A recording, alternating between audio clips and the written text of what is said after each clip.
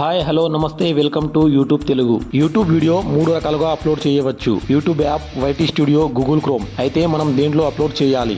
Video చాలా genuine గా analysis చేసి చెప్తున్నాను. ఛానల్ ని సబ్స్క్రైబ్ చేసి వీడియోని స్కిప్ చేయకుండా చివరి వరకు చూడండి. చాలా మంది వీడియోని యూట్యూబ్ యాప్ లేదా వైటీ స్టూడియో యాప్ నుండి అప్లోడ్ చేస్తారు. కానీ వీడియో అప్లోడ్ చేయడానికి సరైన పద్ధతి కాదు. అయినా ఈ విధంగా వీడియో అప్లోడ్ చేస్తే వ్యూస్ తక్కువగా వస్తాయా అంటే కాదు. మరి ఎందుకు యూట్యూబ్ యాప్ లో, వైటీ స్టూడియో యాప్ లో వీడియో అప్లోడ్ చేయవద్దు? ఈ యాప్స్ అప్లోడ్ పేజ్ లో మనకు చాలా తక్కువ ఆప్షన్స్ కనిపిస్తాయి. సో మీరు కొన్ని సెట్టింగ్స్ కోల్పోతారు. దీనివల్ల కొన్ని వ్యూస్ తగ్గుతాయి. సో వీడియో గూగుల్ క్రోమ్ నుండి అప్లోడ్ చేయండి. దీనికోసం గూగుల్ క్రోమ్ లో studio.youtube.com అని సెర్చ్ చేయండి. ఫస్ట్ ఆప్షన్ పైన కాకుండా లాగిన్ పై క్లిక్ చేస్తే స్టూడియో డైరెక్ట్ గా డెస్క్టాప్ మోడ్ లో ఓపెన్ అవుతుంది. ఇక్కడ కనిపిస్తున్న క్రియేట్ అనే ఆప్షన్ పైన క్లిక్ చేసి అప్లోడ్ వీడియో పైన క్లిక్ చేసి మీ వీడియో ఫైల్ ని సెలెక్ట్ చేసి వీడియోని అప్లోడ్ చేయండి. టైటిల్, డిస్క్రిప్షన్, ట్యాగ్స్ కి సంబంధించిన ఆప్షన్స్ తో పాటు సెట్టింగ్ కి సంబంధించిన చాలా ఆప్షన్స్ కనిపిస్తాయి. ఈ సెట్టింగ్స్ ని ఆన్ లేదా ఆఫ్ చేయడం వల్ల కొన్ని వ్యూస్ పక్కాగా పెరుగుతాయి. ఇక్కడ కనిపిస్తున్న ఆప్షన్స్ లో క్రిందికి స్క్రోల్ చేస్తే లైసన్ అనే ఆప్షన్ కనిపిస్తుంది. ఇక్కడ publish to subscriptions, feed and notify subscriber అనే ఆప్షన్ ఎప్పుడు కూడా ఆన్ చేసి ఉండాలి.